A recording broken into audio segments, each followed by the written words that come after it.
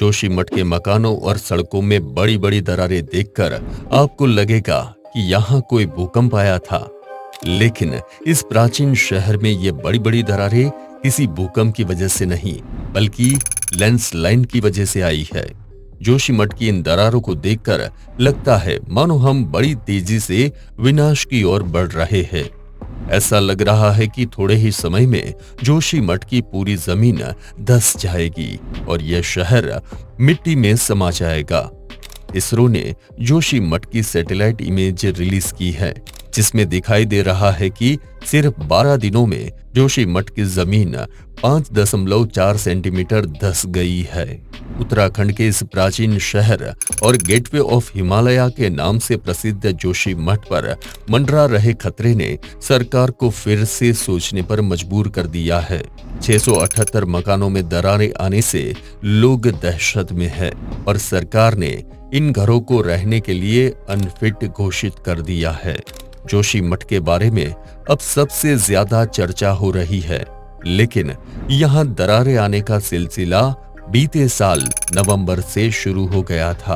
अब यहाँ की मुख्य सड़क में दरार आने के बाद मीडिया का ध्यान इसकी ओर गया है।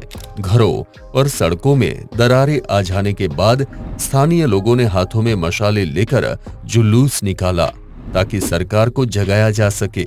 इसी साल 6 जनवरी को यहाँ के मारवाड़ी वार्ड में जमीन से पानी के फव्वारे फूट गए, जिसके बाद 35 घरों को तुरंत खाली करवाया गया।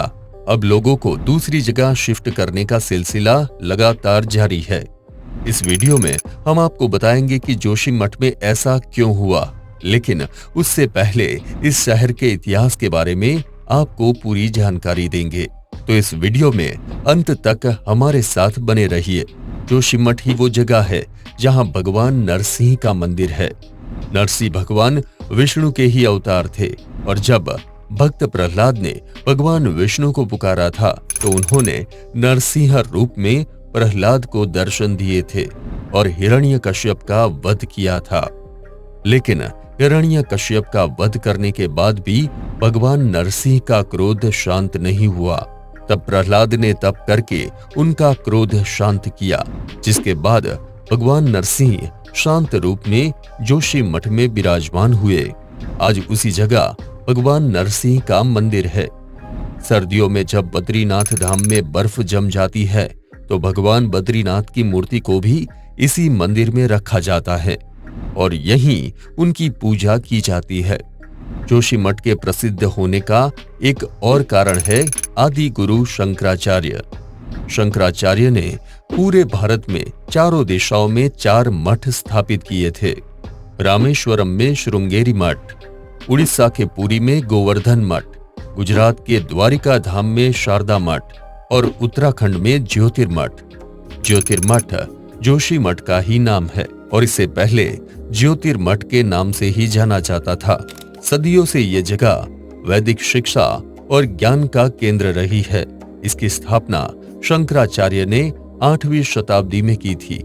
इस मठ के अंतर्गत अथर्व वेद को रखा गया है और इसके पहले मठाधीश आचार्य तोटक थे।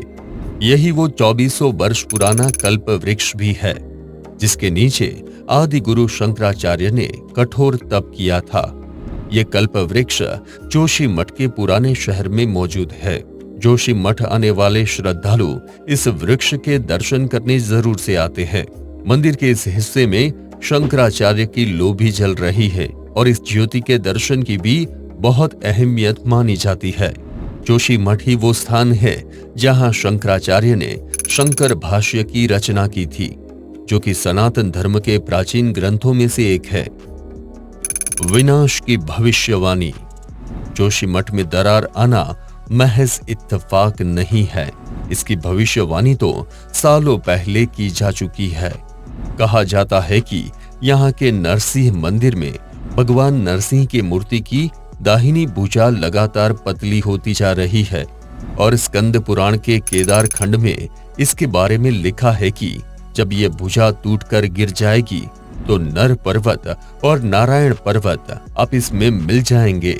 इन पर्वतों के मिल जाने से बद्रीनाथ धाम तक पहुंचने का रास्ता बंद हो जाएगा, जिसके बाद भगवान बद्रीनाथ की पूजा बद्रीनाथ धाम में नहीं बल्कि भविष्य बद्री में होगी।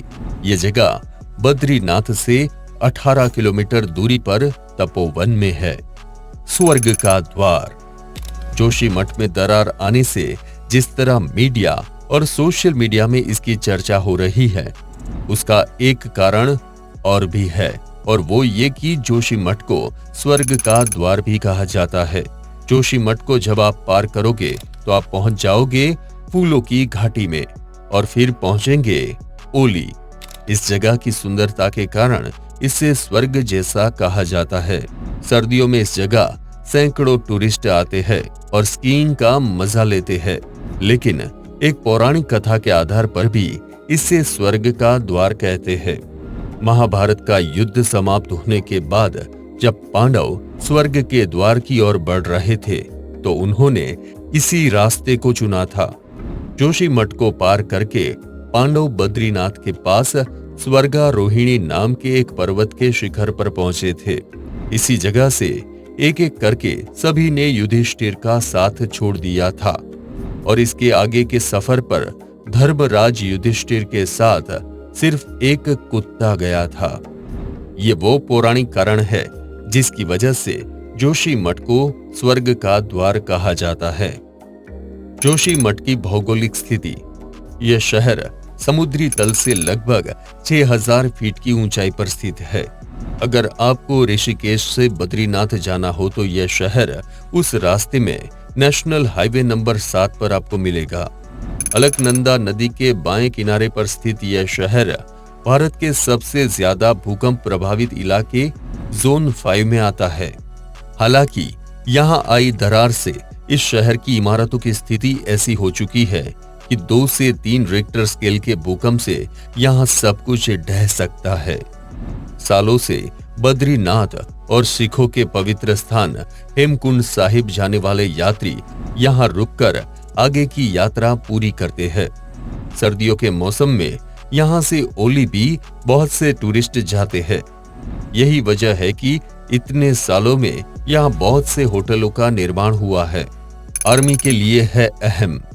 जोशीमठ श्रद्धालुओं के लिए आस्था का केंद्र तो है ही, लेकिन आर्मी के लिए इसका बहुत ज्यादा महत्व है। 1962 में भारत चीन युद्ध में भी भारतीय सेना इसी जगह रुकी थी। चीन की सीमा पर स्थित नीति माणा गांव जाने का रास्ता यहीं से होकर गुजरता है। 1962 के युद्ध में भारत की हार हुई थी। उस हार के क्या कारण थे, उसका वीडियो ऊपर आई बटन पर क्लिक करके आप देख सकते हैं। हाल के दिनों में भी चीन भारत के खिलाफ आक्रामक रुख अपनाए हुए है, जिसके चलते सीमा पर रसद पहुंचने के लिए 4 धाम रोड परियोजना की अहमियत बढ़ गई है। पर यही परियोजना ही कहीं जोशीमठ आसपास के क्षेत्र के लिए खतरा तो नहीं बन गई। इस परियोजना से पहाड़ों को बचाने के लिए सुप्रीम कोर्ट में अपील भी की गई थी, लेकिन सरकार के पक्ष में फैसला आ जाने के बाद यह परियोजना फिर से शुरू हो गई। पर इस परियोजना ने अब अपना असली रूप दिखाना शुरू कर दिया है। इसके अलावा जोशीमठ की इस हालत का जिम्मेदार कौन है, आइए जानते हैं। जोशीमठ की इस हालत का कारण हिस्टोरियन शिव प्रसाद डबराल कह चुके हैं कि जोशीमठ में 1000 साल पहले एक लैंडस्लाइड आया था। उस समय यहाँ कत्यूरी राजवंश का शासन था। कत्यूरी राजवंश के समय में जोशीमठ का नाम कीर्तिपुर था और यही इस राजवंश की राजधानी भी थी।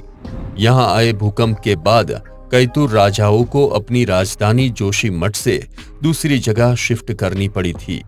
1960 में सबसे पहले यहाँ मकानों में दरारें आई थी, जिसके बाद ये पता चला कि यहाँ खतरनाक लैंडस्लाइड भी हो सकती है। 1976 के आसपास भी जोशीमठ में लैंडस्लाइड की काफी घटनाएं हुई थी और उस समय कमिश्नर गढ़वाल मंडल की अध्यक्षता में एक कमेटी बनाई गई थी। इस कमेटी की रिपोर्ट में साफ कह दिया गया था कि जोशीमठ किसी ठोस चट्टान पर नहीं बसा है, बल्कि ये पहाड़ों के मलबे पर बना है जो कभी भी दरक सकते हैं।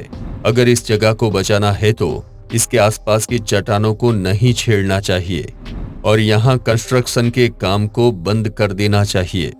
साथ ही यहाँ आसपास बहुत सारे पेड़ लगाने की भी बात की गई थी, पर आगे के इतने वर्षों में सब काम इसके उलट किए गए। यहाँ आर्मी के लिए कैंप बनाया गया, हाइड्रो पावर प्रोजेक्ट लगाया गया, बड़े बड़े होटलों का निर्माण किया गया। एनटीपीसी द्वारा बनाए गए Tapovan Vishnugarh hydro power project और चारधाम परियोजना के तहत बन रहे हेलांग बाईपास ने जोशीमठ को भारी नुकसान पहुंचाया। हाइड्रो पावर प्रोजेक्ट के लिए टनल खोदी गई, जिसके लिए बार बार ब्लास्ट किए गए, जिसके चलते जोशीमठ की आज ये हालत है। हालात को देखते हुए हेलंद और मारवाड़ी के बीच चारधाम योजना, तपोवन विष्णुगढ़ प्रोजेक्ट और जोशीमठ ओली रोपवे प्रोजेक्ट को रोक दिया गया है। पर क्या जोशीमठ को बचाया जा सकता है? शायद अब इसमें बहुत देर हो चुकी है और अब लोगों को दूसरी जगहों पर ले जाकर जिंदगियों को बचाने जाने का अभियान ही चलाया जा सकता है। दोस्तों, आपको क्या लगता है, जोशीमठ की इस हालत का कौन जिम्मेदार है? हमें नीचे कमेंट करके जरूर से बताइएगा।